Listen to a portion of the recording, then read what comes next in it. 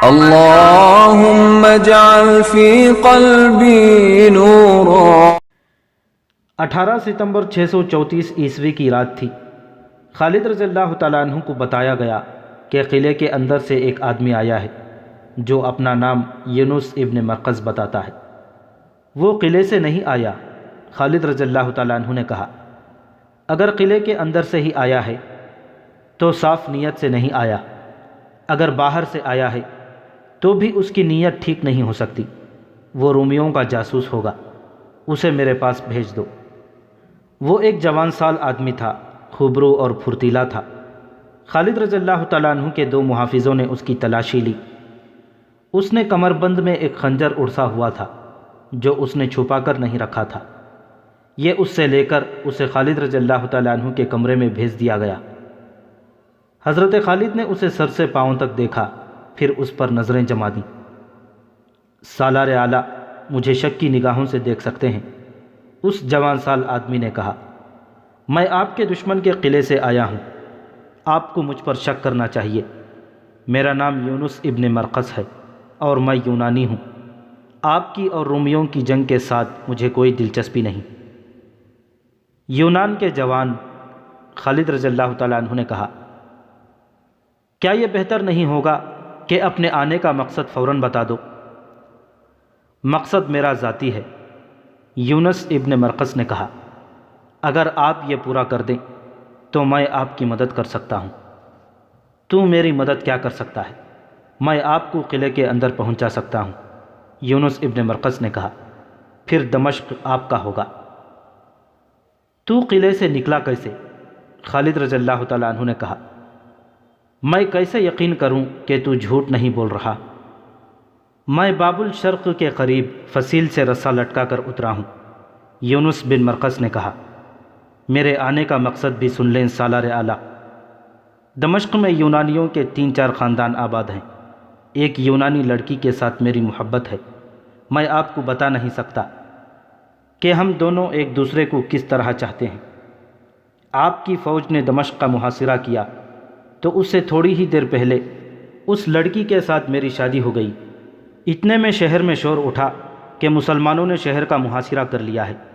لڑکی کے والدین نے لڑکی کو میرے حوالے کرنے سے انکار کر دیا، کہتے ہیں کہ محاصرہ ٹوٹ جانے کے بعد لڑکی کو میرے حوالے کریں گے۔ سالار اعلیٰ، میں محبت کے ہاتھوں اتنا مجبور ہوں کہ انتظار نہیں کر سکتا۔ دراصل لڑکی کی ماں کی نیت ٹھیک نہیں۔ وہ اپنی بیٹی کی شادی ایک بڑے ہی مالدار تاجر کے ساتھ کرنا چاہتی تھی، لیکن اس کی بیٹی نے میری محبت کی خاطر اسے مجبور کر دیا کہ اس کی شادی میرے ساتھ کر دے۔ آپ کی فوج نے شہر کو محاصرے میں لے لیا تو اسے بہانہ مل گیا۔ اس نے کہا کہ ہر کوئی شہر کی دفاع میں لگا ہوا ہے، اچھا نہیں لگتا کہ تم دونوں شادی کی تقریب مناؤ۔ لیکن میں کیا کر سکتا ہوں؟ خالد رضی اللہ تعالیٰ عنہ نے کہا، کیا میں یہاں محبت کی داستانیں سننے آیا ہوں؟ تو وہ بات فوراً کیوں نہیں کہہ دیتا جو کہنے آیا ہے؟ اگر تو کسی اور نیت سے آیا ہے تو یہاں سے زندہ کس طرح جائے گا؟ آہ ابن ولید، یونس بن مرقس نے آہ لے کر کہا، کون ہے جو تیرے خیمے میں بری نیت سے آنے کی جرت کر سکتا ہے؟ جس نے سلطنت روم جیسی عظیم اور جابر سلطنت کو بنیادوں تک ہلا ڈالا ہے، اسے مجھ جیسے معمولی آدمی سے نہیں ڈرنا چاہیے۔ اور یہ بھی سوچ کہ میں رومی نہیں یونانی ہوں، مجھے صرف اپنی بیوی چاہیے اور تجھے دمشق چاہیے۔ راز کی بات یہ ہے کہ 3-4 دن لڑائی نہیں ہوگی۔ کیوں نہیں ہوگی؟ دمشق کا سالار توما زخمی ہے، یونس ابن مرقس نے جواب دیا، لیکن لڑائی نہ ہونے کی صرف یہ وجہ نہیں، ایک وجہ یہ بھی ہے کہ شہر کے لوگ سالار توما کے پیچھے پڑے ہوئے ہیں کہ وہ مسلمانوں کے ساتھ جنگ بندی اور صلح کی بات کرے۔ شہر میں اناج کی قلت قحط کی حد تک پہنچ گئی ہے، اور سب سے بڑی وجہ لڑائی نہ ہونے کی یہ ہے کہ کل رات دمشق کے لوگوں کا ایک جشن ہے جس میں روم کی فوج بھی شریک ہوگی۔ کسی کو کسی کی ہوش نہیں ہوگی۔ میں آپ کی یہ مدد کروں گا کہ فصیل پر کمند پھینکنے کی موزون جگہ بتا دوں گا۔ آپ کے چند ایک آدمی فصیل پر چڑھ آئیں اور اندر سے ایک دروازہ کھول دیں۔ پھر آپ کی فوج شہر میں داخل ہو جائے گی۔ بعض مورخوں نے لکھا ہے کہ اہل دمشق اپنا کوئی سالانہ جشن منا رہے تھے۔ ایسے جشن میں وہ اتنی زیادہ شراب پیتے اور رنگ رلیوں میں ایسے مگن ہوتے تھے کہ انہیں اپنے پرائی کی ہوش نہیں رہتی تھی، اور فوج بھی اس میں شریک رہتی تھی۔ دمشق والوں کا ایسا جشن منانا کہ وہ اپنے ہوش و حواس بھی کھو بیٹھیں، قابل یقین نہیں لگتا تھا۔ دمشق کے اندر کی حالت بیان کی جا چکی ہے۔ وہاں تو قحط اور خوف و ہراس کی کیفیت تھی۔ روم کی فوج کی بے شمار نفری ماری جا چکی تھی، لاشیں باہر گل سڑ رہی تھیں اور زخمی اندر کراہ رہے تھے۔ ان حالات میں جشن کو تسلیم نہیں کیا جا سکتا۔ ایک یورپی مورخ ہنری اسمتھ نے اس واقعے کو جس طرح بیان کیا ہے وہ حقیقی لگتا ہے۔ اس نے شام سے رومیوں کی پسپائی کے بیان میں لکھا ہے کہ دمشق کے محاصرے میں رومیوں کی حالت اتنی بری ہو گئی تھی کہ وہ ہتھیار ڈالنے پر آ گئے تھے۔ ان کے مذہبی پیشواؤں نے رومی سالار توما سے کہا تھا کہ ان سے خدا ناراض ہے۔ خدا کو راضی کرنے کے لیے مذہبی قسم کے جشن کا اہتمام کیا گیا تھا۔ دمشق میں دوسرے عقیدوں کے لوگ بھی تھے جو اپنے انداز سے مذہبی تقریب منعقد کر رہے تھے۔ چونکہ یہ مذہب کا اور فتح کے لیے دعا کا معاملہ تھا، اس لیے اس میں ہر کسی کی شرکت لازمی تھی۔ فوج کو بھی اس میں شامل ہونا تھا۔ اس یورپی مورخ نے یہ بھی لکھا ہے کہ ایسا کوئی خطرہ نہیں تھا کہ مسلمان قلعے پر چڑھائی کر دیں گے۔ یہ کوئی آسان کام نہیں تھا۔ مسلمانوں کی اپنی حالت ایسی مضبوط نہیں رہی تھی کہ وہ ہلہ بول دیتے۔ یہ تو خالد کا عزم تھا اور انہیں اپنے تمام سالاروں کا بھرپور تعاون حاصل تھا کہ دمشق کو چند دنوں میں سر کرنا ہے۔ یونس بن مرقس کے متعلق تمام مورخ متفق ہیں۔ اس نے خالد رضی اللہ تعالیٰ عنہ کو قائل کر لیا کہ وہ انہیں قلعے میں داخل کر دے گا، اور اس کے عوض وہ صرف یہ چاہتا ہے کہ اس کی بیوی اسے دلا دی جائے۔ خالد رضی اللہ تعالیٰ عنہ نے اس یونانی پر اعتبار کر لیا اور اسے سب سے پہلے اسلام کی دعوت دی۔ میں نے اسلام کے متعلق بہت کچھ سوچا ہے، یونس بن مرقس نے کہا، لیکن مجھے کوئی بتانے والا نہ تھا اور میرا ہاتھ تھامنے والا کوئی نہ تھا۔ مجھے اپنے پاس رکھیں، میں اسلام قبول کرتا ہوں۔ کیا مجھے اپنا نام بدلنا پڑے گا؟ نہیں، خالد رضی اللہ تعالیٰ عنہ نے کہا، تمہارا نام پہلے ہی اسلامی ہے۔ خالد رضی اللہ تعالیٰ عنہ نے اسے مسلمان کر لیا اور اس سے پوچھنے لگے کہ کمند کہاں اور کس طرح لگائی جائے، اور اندر کی طرف دروازے کی حفاظت کا کیا انتظام ہے۔ یونس بن مرقس نے انہیں پوری تفصیل سے سب کچھ بتا دیا۔ یونس بن مرقس کو اتنا ہی معلوم تھا کہ 2-3 دن لڑائی نہیں ہوگی اور کل رات لوگ ایک تقریب یا جشن منائیں گے۔ اسے یہ معلوم نہیں تھا کہ رومی سالار توما ہمت ہار چکا ہے اور وہ کوئی اور چال چل رہا ہے۔ یہ چال توما اور اس کے مشیروں نے مل کر سوچی تھی۔ جس طرح مسلمانوں کے پاس اسی علاقے کے جاسوس موجود تھے، اسی طرح رومیوں کے پاس ایسے جاسوس موجود تھے جو خالد رضی اللہ تعالیٰ عنہ اور اس کے تمام سالاروں کے کردار اور عادات کے متعلق پوری واقفیت رکھتے تھے۔ یہ عرب کے عیسائی تھے اور مکہ، مدینہ اور انہی علاقوں کے رہنے والے یہودی بھی تھے۔ یہ سب صرف جاسوس ہی نہیں تھے بلکہ ان میں سے 2-4 توما کے مشیر بھی بنے ہوئے تھے۔ توما نے باہر نکل کر مسلمانوں پر حملے کیے تھے، پورا زور لگایا تھا، مگر سوائے جانی نقصان کے اسے کچھ بھی حاصل نہ ہوا تھا۔ شہریوں نے اسے الگ پریشان کر رکھا تھا۔ شہر میں خوراک ختم ہو چکی تھی اور اس کی اپنی حالت یہ تھی کہ ایک تیر کا اگلا حصہ اس کی آنکھ میں اترا ہوا تھا اور اوپر پٹی بندھی ہوئی تھی۔ پھر بھی میں شہر کو تباہی اور لوٹ مار سے اور لوگوں کو قتل عام سے بچانا چاہتا ہوں۔ توما نے اپنے سالاروں اور مشیروں کو بلا کر انہیں اپنی صورتحال بتائی اور کہا، ہم اب لڑ نہیں سکتے، مسلمان آسانی سے اندر نہیں آ سکتے، لیکن اناج اور رسد کا جو حال ہے وہ تم سب جانتے ہو۔ مسلمانوں نے صرف محاصرہ ہی جاری رکھا تو لوگ بھوک سے مرنے لگیں گے، اور وہ بغاوت بھی کر سکتے ہیں۔ ایک مشیر نے کہا، بغاوت کریں یا نہ کریں؟ توما نے کہا، یہ میرا فرض ہے کہ انہیں ہر تکلیف سے بچائے رکھوں۔ مجھے تمہارے مشوروں کی ضرورت ہے۔ کیا کوئی ایسی صورت ہو سکتی ہے کہ ہم شہر خالی کرنا چاہیں تو مسلمان ہمیں اجازت دے دیں اور ہمیں کوئی نقصان نہ اٹھانا پڑے۔ خالد بن ولید بڑا جابر سالار ہے، ایک یہودی مشیر نے کہا۔ وہ ہمیں پرامن طریقے سے نہیں نکلنے دے گا۔ اس کی فوج کا جو نقصان ہو چکا ہے وہ کبھی نہیں بخشے گا۔ ہمیں کہے گا کہ اسلام قبول کرو۔ یہ میں کبھی نہیں کروں گا، توما نے کہا۔ اگر آپ نہیں کریں گے تو وہ آپ سے اتنا تاوان مانگے گا جو آپ اپنے خزانے کے علاوہ لوگوں کے گھروں سے اکٹھا کریں تو بھی مشکل سے پورا ہوگا۔ یہودی مشیر نے کہا۔ توما گہری سوچ میں پڑ گیا۔ ان میں کوئی سالار ایسا ہے جو نرم مزاج ہو؟ اس نے پوچھا۔ ابو عبیدہ، یہودی نے جواب دیا۔ بڑا ہی قابل، بڑا ہی دلیر سالار ہے، مگر رحم دل ہے۔ اپنی فوج میں اس کی حیثیت کیا ہے؟ ابن ولید کے بعد حیثیت ابو عبیدہ کی ہے، دوسرے یہودی نے کہا۔ ان کی خلافت میں جو قدر و منزلت ابو عبیدہ کی ہے وہ ابن ولید کو نہیں۔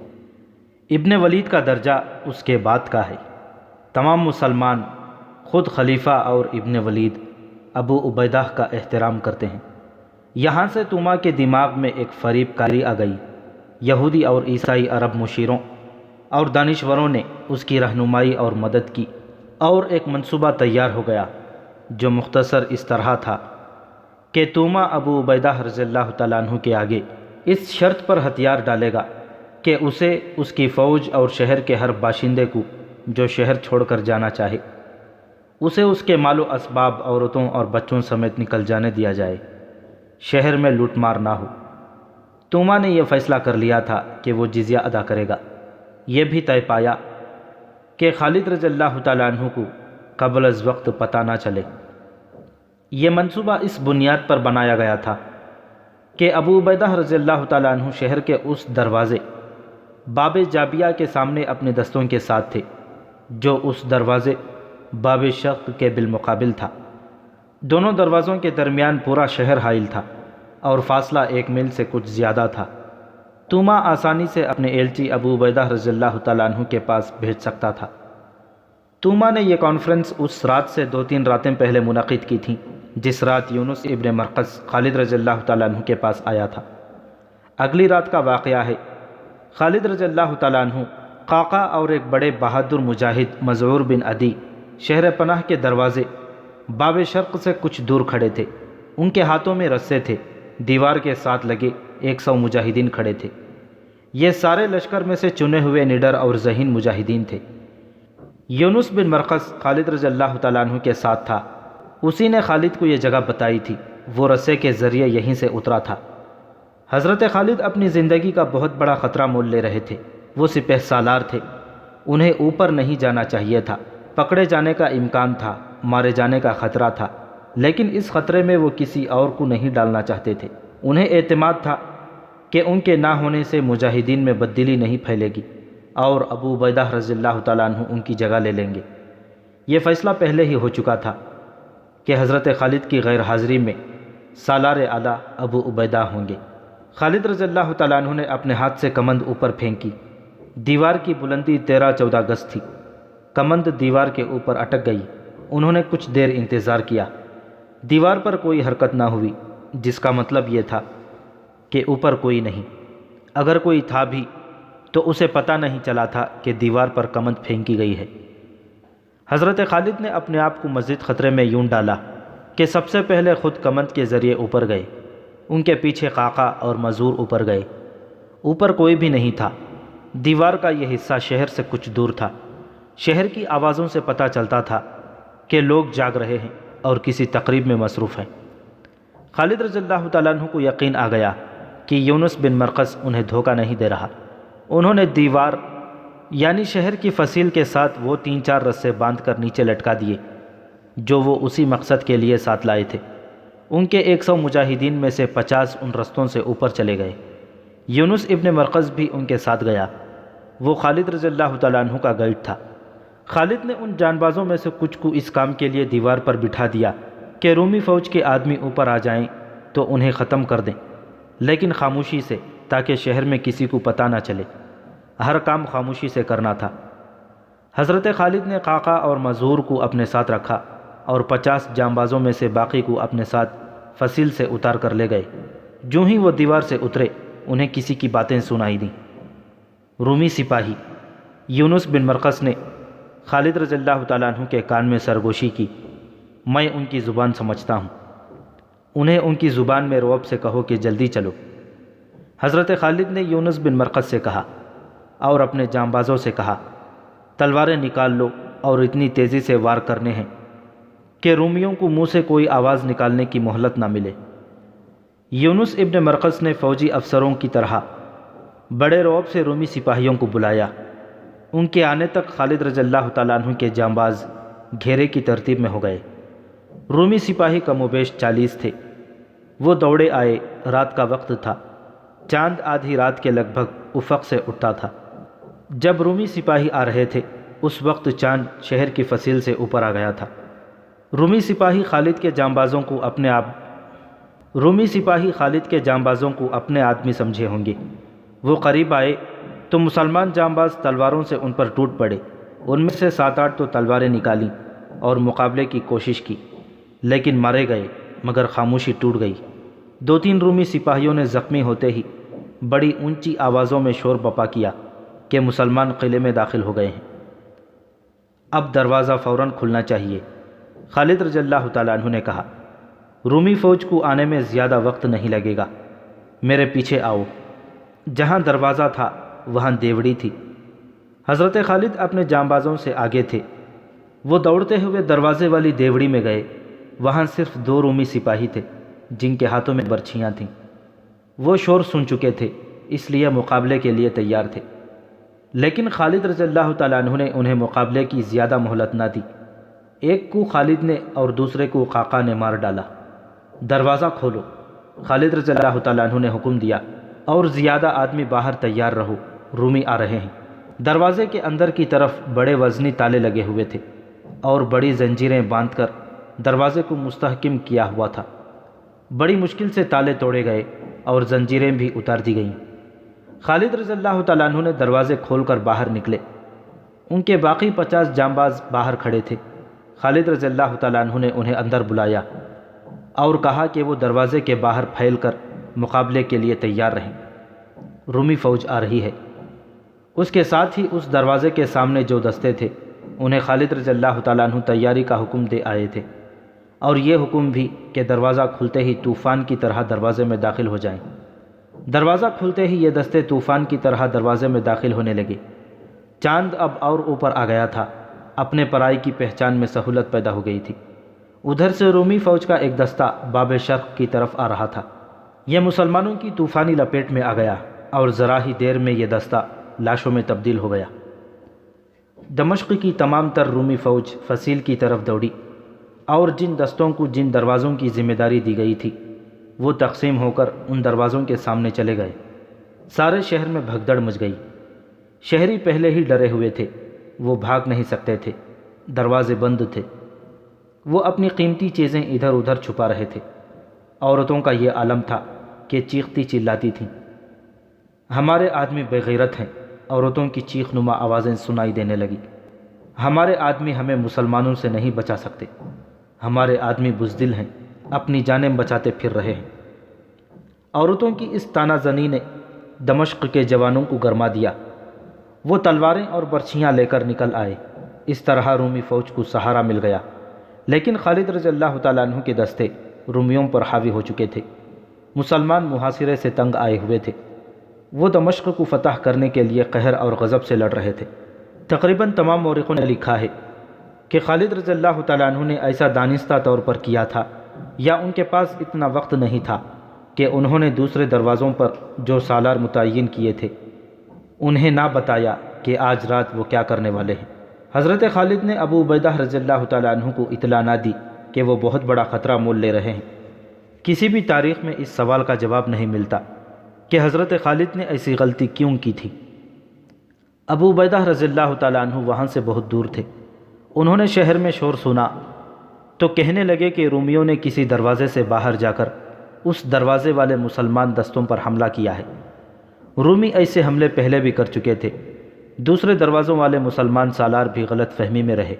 خالد رضی اللہ تعالیٰ عنہ شہر کے اندر اتنے الجھ گئے تھے کہ دوسرے سالاروں کو اندر نہ بلا سکے۔ انہوں نے شاید یہ بھی سوچا ہوگا کہ دوسرے سالار دروازوں کے باہر اپنے دستوں کو تیار رکھیں تاکہ رومی فوج کسی دروازے سے بھاگ نہ سکے۔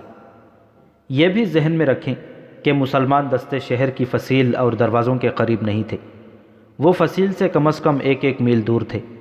قریب ہو کر وہ تیروں کی زد میں آتے تھے، اتنی دور سے وہ شہر کے اندر کا شور اچھی طرح نہیں سن سکتے تھے۔ توما کو جب اطلاع ملی کہ مسلمان شہر میں داخل ہو گئے ہیں تو اس نے اپنے مشیروں کو بلایا۔ کون کون سے دروازے سے مسلمان اندر آئے ہیں؟ توما نے پوچھا۔ صرف ایک دروازے سے، اسے کسی نے جواب دیا، شرقی دروازے سے، باقی سب دروازے بند ہیں۔ کیا کسی نے فصیل پر جا کر دیکھا ہے؟ توما نے پوچھا۔ کیا مسلمانوں کی باقی فوج بھی قریب آ گئی ہے؟ دیکھا ہے، اسے جواب ملا۔ ان کے باقی دستے جہاں پہلے تھے وہی ہیں۔ باب جابیہ کو دیکھا ہے؟ توما نے پوچھا۔ کیا ابو عبیدہ کے دستے بھی آگے نہیں آئے؟ نہیں، اسے بتایا گیا، وہ دستے بھی آگے نہیں آئے، یہ صرف ان کے سپہ سالار خالد بن ولید کے دستے ہیں۔ توما کے مشیر اور سالار آ گئے۔ ہم شہر کو نہیں بچا سکیں گے، توما نے ان سے کہا۔ مجھے ابھی تک کسی نے نہیں بتایا کہ مسلمانوں نے دروازہ کھول کس طرح لیا ہے، انہیں اندر سے کوئی مدد نہیں مل سکتی تھی۔ کیا فائدہ یہ سوچنے کا کہ مسلمان شہر میں کس طرح داخل ہو گئے ہیں، ایک مشیر نے کہا۔ وہ اندر آ گئے ہیں، اب یہ سوچنا ہے کہ کیا کیا جائے۔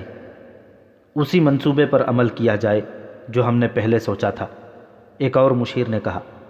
ابو عبیدہ کو صلح کا پیغام بھیجیں۔ اس مسئلے پر کچھ تبادلہ خیالات ہوتا رہا۔ آخر طے پایا کہ ابو عبیدہ رضی اللہ تعالیٰ عنہ کی طرف ایک ایلچی بھیجا جائے، اور میں نے جو دستے محفوظ رکھے ہوئے ہیں انہیں ادھر بھیج دیا جائے جدھر مسلمان اندر آئے ہیں۔ توما نے حکم دیا، انہیں میرا پیغام دیا جائے کہ دمشق شہر کی نہیں بلکہ سلطنت روم کی آبرو اور آن ان کے ہاتھ میں ہے، وہ جانیں قربان کر دیں اور مسلمانوں کے سالار ابن ولید کو زندہ یا مردہ میرے پاس لے کے آئیں۔ ہنری اسمتھ، ابو سعید واقدی اور طبری نے لکھا ہے کہ توما ذہنی طور پر ہتھیار ڈال چکا تھا۔ وہ اپنے محفوظہ کے دستوں کو اس لیے شہر کی لڑائی میں جھونک رہا تھا کہ خالد رضی اللہ تعالیٰ عنہ کو اپنے فریب کارانہ منصوبے کی کامیابی تک روکا جا سکے۔ اس کے یہودی اور عیسائی مشیر معمولی دماغوں کے آدمی نہیں تھے۔ رات گزرتی جا رہی تھی اور شہر کے اندر کی لڑائی بڑھتی جا رہی تھی۔ اب گلیوں میں لڑائی ہو رہی تھی۔ پلہ خالد رضی اللہ تعالیٰ عنہ کے دستوں کا بھاری تھا۔ رومیوں کے محفوظہ کے دستوں نے خالد رضی اللہ تعالیٰ عنہ کے لیے مشکل پیدا کر دی، لیکن خالد ہمت ہارنے والے نہیں تھے۔ ان کے آگے بڑھنے کی رفتار کم ہو گئی تھی۔ ادھر ابو عبیدہ رضی اللہ تعالیٰ عنہ فجر کی نماز پڑھ چکے تو انہیں بتایا گیا کہ رومی سپہ سالار کے 2 ایلچی آئے ہیں۔ ابو عبیدہ رضی اللہ تعالیٰ عنہ نے انہیں بلایا۔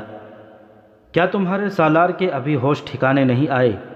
ابو عبیدہ رضی اللہ تعالیٰ عنہ نے ایلچیوں سے کہا، کہو تم کیوں آئے ہو؟ سپہ سالار توما کا پیغام لائے ہیں، ایک ایلچی نے کہا۔ جب تک ہتھیار نہیں ڈالو گے میں صلح کے لیے تیار نہیں ہو سکتا، ابو عبیدہ رضی اللہ تعالیٰ عنہ نے کہا۔ اے عرب کے رحم دل سالار، دوسرے ایلچی نے کہا، ہم لڑائی اور خون ریزی ختم کرنے آئے ہیں۔ سپہ سالار توما نے ہمیں پیغام دیا ہے کہ وہ ہتھیار ڈالنے پر رضامند ہے۔ ہم صرف یہ چاہتے ہیں کہ ہمیں شہر سے نکل جانے دیا جائے، شہر میں لوٹ مار نہ ہو، کسی کو قتل نہ کیا جائے، ہر شہری اور فوجی اپنے ساتھ اپنا جو مال و اموال لے جا سکتا ہے لے جانے کی اجازت دی جائے۔ ہم ناحق خون بہانے نہیں آئے ہیں رومیوں۔ ابو عبیدہ رضی اللہ تعالیٰ عنہ نے کہا، خدا کی قسم میں اپنے ان ساتھیوں کا خون تمہیں معاف نہیں کر سکتا جو تم نے بہایا ہے۔ شہنشاہ ہرقل کے داماد سپہ سالار توما نے کہا ہے کہ ہم تاوان ادا کریں گے۔ ایک ایلچی نے کہا، آپ اسے شاید جزیہ کہتے ہیں یا جو کچھ بھی کہتے ہیں، ہمارا شہنشاہ اللہ ہے۔ ابو عبیدہ رضی اللہ تعالیٰ عنہ نے کہا، تم نے ہرقل کو اس طرح شہنشاہ کہا ہے جیسے وہ ہمارا بھی شہنشاہ ہو اور وہ ہمیں خیرات دے رہا ہو۔ ہرقل ہتھیار ڈال دے گا تو بھی ہم اسے شہنشاہ ہی کہیں گے۔ ایلچی نے کہا، ہم اس کے نوکر ہیں اور اس کا حکم بجا لاتے ہیں، کیا آپ ہم پر اور دمشق کی عورتوں اور بچوں پر رحم نہیں کریں گے؟ اے سالار مدینہ، دوسرے ایلچی نے کہا، دمشق کے شہری تو لڑنا ہی نہیں چاہتے تھے، وہ تو بہت پہلے سے سپہ سالار توما کو کہہ رہے تھے کہ مدینہ والوں کے ساتھ صلح کر لو، اگر اسلام کے متعلق ہم نے جو کچھ سنا ہے وہ درست ہے تو آپ کو زیادہ نہیں سوچنا چاہیے۔ خدا کی قسم، ابو عبیدہ رضی اللہ تعالیٰ عنہ نے کہا، تم میرے سپہ سالار خالد بن ولید کے پاس جاتے تو وہ بھی وہی کہتا جو میں کہوں گا۔ ہمارے آگے جو جھک جاتا ہے اور ہم سے جو صلح کی بھیک مانگتا ہے اسے ہم بخش دیتے ہیں کہ اسلام کا حکم یہی ہے۔ اگر کوئی آخر دم تک لڑے اور ہم پر بزور شمشیر اسے ہتھیار ڈلوائیں تو پھر ہم اسے رحم کے قابل نہیں سمجھتے۔ اس وقت خالد رضی اللہ تعالیٰ عنہ شہر کے مشرقی حصے میں لڑ رہے تھے اور وہ رومی فوجیوں کا اور ان شہری جوانوں کا جو اپنی فوج کے دوش بدوش لڑ رہے تھے صفایا کرتے چلے جا رہے تھے۔ رومیوں کی فوج دوسرے دروازے کے آگے بھی چلی گئی تھی۔ اس طرح یہ فوج تقسیم ہو کر کمزور ہو گئی تھی۔ اس سے خالد رضی اللہ تعالیٰ عنہ نے بہت فائدہ اٹھایا۔ ادھر باب جابیہ کھل گیا اور ابو عبیدہ رضی اللہ تعالیٰ عنہ اپنے دستوں کے ساتھ توما کے ایلچیوں کی رہنمائی میں شہر میں داخل ہوئے۔ توما نے 3 اور دروازے کھول کر اعلان کرا دیا کہ صلح ہو گئی ہے اور رومی دمشق سے جا رہے ہیں۔ معاہدہ ہو گیا کہ لوٹ مار نہیں ہوگی، مسلمان کسی شہری کو قتل نہیں کریں گے اور کسی عورت کو مسلمان اپنے قبضے میں نہیں لیں گے۔ غروب آفتاب میں کچھ وقت ابھی باقی تھا جب ابو عبیدہ رضی اللہ تعالیٰ عنہ شہر میں داخل ہوئے تھے۔ خود توما نے آگے بڑھ کر ابو عبیدہ رضی اللہ تعالیٰ عنہ کا استقبال کیا۔ توما کے ساتھ اس کا ایک سالار ہربیز بھی تھا، دمشق کا بڑا پادری بھی تھا۔ اے رومیوں، ابو عبیدہ رضی اللہ تعالیٰ عنہ نے توما اور ہربیز سے کہا، تم خوش قسمت ہو کہ تم نے خود ہی شہر ہمارے حوالے کر دیا ہے۔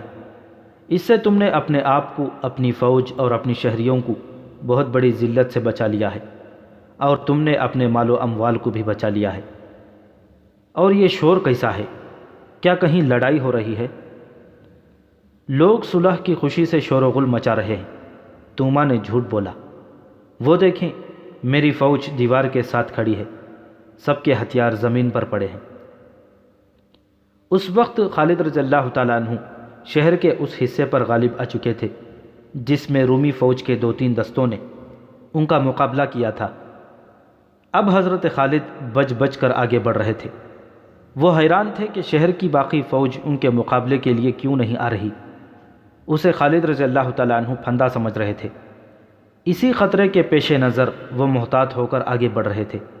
باہر سے ان کا رابطہ ٹوٹ گیا تھا۔ انہیں ایسی توقع نہیں تھی کہ دروازے کھل جائیں گے اور ان کی باقی فوج بھی اندر آ جائے گی۔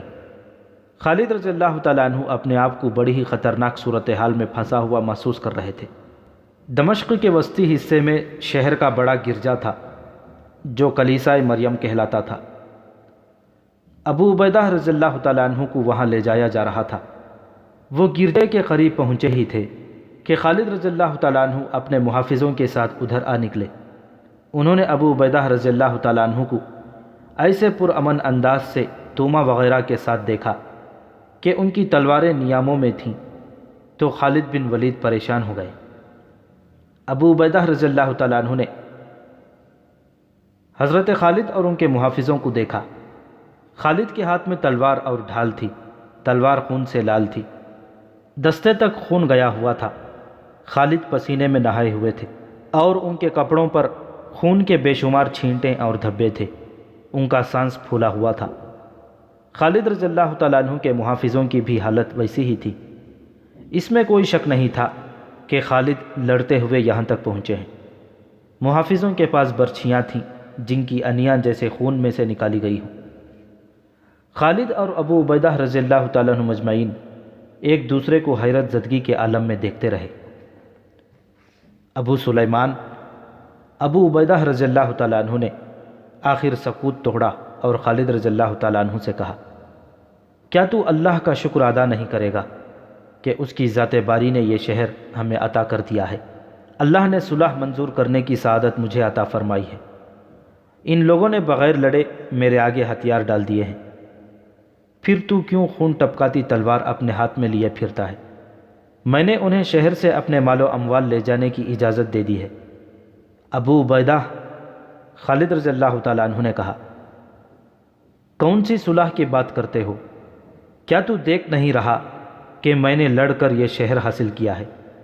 خدا کی قسم، رومیوں نے مجھے امن اور صلح کا پیغام دے کر اندر نہیں بلایا، میرے لیے انہوں نے دروازہ نہیں کھولا تھا، میں خود شہر میں داخل ہوا ہوں، میں نے خون بہایا ہے اور میرے آدمیوں کا خون بہایا گیا ہے۔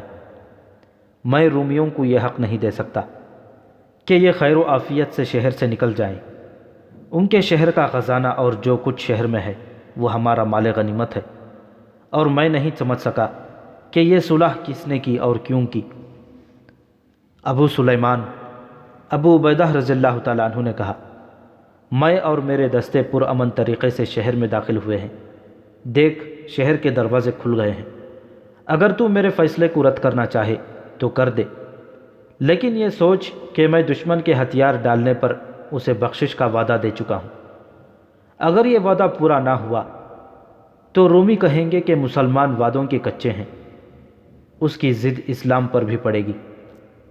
خالد رضی اللہ تعالیٰ عنہ کی حالت یہ تھی کہ غصے سے ان کے ہونٹ کانپ رہے تھے، وہ برداشت نہیں کر سکتے تھے کہ سالار اعلیٰ وہ ہوں اور صلح کے معاہدے کوئی اور کرتا پھرے۔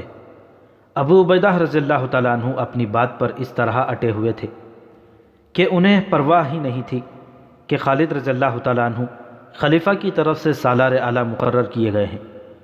توما اس کا نائب سالار ہربیس، پادری اور مشیر وغیرہ الگ کھڑے تماشا دیکھ رہے تھے۔ انہیں اپنی چال کامیاب ہوتی نظر آ رہی تھی، بلکہ چال ضرورت سے زیادہ کامیاب ہو رہی تھی۔ وہ اس طرح کہ مسلمانوں کا سپہ سالار اور اس کا قائم مقام سالار آپس میں لڑنے پر آ گئے ہیں۔ ابو عبیدہ رضی اللہ تعالیٰ عنہ کی جگہ کوئی اور سالار ہوتا تو حضرت خالد اسے سالاری سے معزول کر کے سپاہی بنا دیتے یا اسے واپس مدینہ بھیج دیتے، لیکن وہ ابو عبیدہ رضی اللہ تعالیٰ عنہ تھے جنہیں رسول اکرم صلی اللہ علیہ وسلم نے امین الامت کا خطاب دیا تھا۔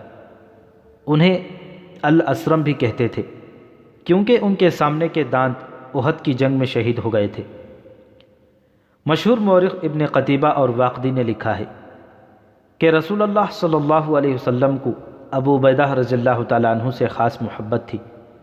یہ بھی لکھا گیا ہے کہ ابو عبیدہ رضی اللہ تعالیٰ عنہ بغیر دانتوں کے دانتوں والوں سے زیادہ خوبرو لگتے تھے۔ ان کا زہد اور تقوی ضرب المثل تھا۔ خلیفۃ المسلمین حضرت ابوبکر صدیق رضی اللہ تعالیٰ عنہ ان کا بہت احترام کرتے تھے، اور مجاہدین ان کے اشارے پر جانیں قربان کرنے کو تیار رہتے تھے۔ خالد کے دل میں ابو عبیدہ رضی اللہ تعالیٰ عنہ کا اتنا احترام تھا کہ میدان جنگ میں دونوں کی پہلی ملاقات ہوئی تو خالد رضی اللہ تعالیٰ عنہ گھوڑے پر سوار نہیں تھے، ابو عبیدہ رضی اللہ تعالیٰ عنہ گھوڑے پر سوار تھے۔ خالد چونکہ سالار اعلیٰ تھے، اس لیے ابو عبیدہ رضی اللہ تعالیٰ عنہ نے اتر کر خالد سے ملنا چاہا، لیکن خالد رضی اللہ تعالیٰ عنہ نے انہیں روک دیا اور کہا کہ میرے دل میں اپنے احترام کو قائم رکھیں۔ وہ ابو عبیدہ اب خالد رضی اللہ تعالیٰ عنہ سے پوچھے بغیر دشمن کے متعلق بڑا اہم فیصلہ کر بیٹھے اور اسے بدلنے پر آمادہ نہیں ہو رہے تھے۔ ابو عبیدہ رضی اللہ تعالیٰ عنہ عشرہ مبشرہ میں سے بھی تھے۔ ابو عبیدہ رضی اللہ تعالیٰ عنہ کی تمام خوبیوں اور اسلامی معاشرے میں ان کی قدر و منزلت کو تسلیم کرتے ہوئے اس دور کے وقائع نگار اور مورخ لکھتے ہیں کہ جنگی امور کی جو سوجھ بوجھ خالد رضی اللہ تعالیٰ عنہ میں تھی وہ ابو عبیدہ رضی اللہ تعالیٰ عنہ میں نہیں تھی۔ وہ باریکیوں کو نہیں سمجھتے تھے، البتہ حرب و ضرب میں مہارت رکھتے تھے۔ میں تجھے امیر مانتا ہوں ابو سلیمان، ابو عبیدہ رضی اللہ تعالیٰ عنہ نے کہا، لیکن یہ سوچ کہ میں اپنے دستوں کے ساتھ پرامن طریقے سے شہر میں لایا گیا ہوں۔ ابن جراح خالد رضی اللہ تعالیٰ عنہ نے کہا، آ تجھے دکھاؤں کہ میں کس طرح شہر میں داخل ہوا ہوں اور رات سے اب تک مجھے کیسی لڑائی لڑنی پڑی ہے۔ ان رومیوں نے دیکھا ہے کہ یہ لڑ نہیں سکتے اور میں شہر کی اینٹ سے اینٹ بجا دوں گا تو یہ تیرے پاس جا پہنچے۔ میں انہیں معاف نہیں کروں گا۔ ابو سلیمان ابو عبیدہ رضی اللہ تعالیٰ عنہ نے دبدبے سے کہا، کیا تو اللہ سے نہیں ڈرتا؟ میں نے انہیں اپنی پناہ میں لے لیا ہے، ان سے حفاظت کا وعدہ کر چکا ہوں۔ لیکن خالد ابو عبیدہ کی بات ماننے پر آمادہ نہیں تھے۔ آہ ابو سلیمان، ابو عبیدہ رضی اللہ تعالیٰ عنہ نے افسوس کے لہجے میں کہا، میں نے جب ان کی شرطیں سن کر انہیں حفاظت کا وعدہ دیا تھا، اس وقت مجھے گمان تک نہ ہوا تھا کہ تو میرے فیصلے پر اعتراض کرے گا۔ میں یہ بھی نہیں جانتا تھا کہ تو لڑ رہا ہے۔ میں نے اپنے اللہ اور رسول کریم صلی اللہ علیہ وسلم کے احکام کے مطابق اور انہی کے نام پر رومیوں کو بخش دیا ہے۔ سمجھ لے ابو سلیمان، میری بات سمجھ لے، مجھے بدعہدی کا ارتکاب نہ کرنے دے۔